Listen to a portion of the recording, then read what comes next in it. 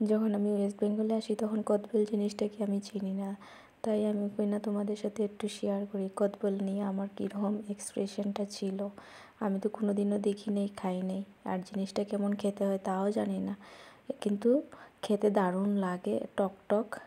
আর আমি তো একটু চিনি দিয়ে মাখি, সবাই চিনি দিয়ে মাখে, তাই দারুণ খেতেও লাগে। আর এটা হচ্ছে দুপুরের খাবার রেডি করে নিয়েছিলাম আমার বরের জন্য, আর অনেকটা আমি স্টোর করে রেখেও দিচ্ছি মেখে চটকে।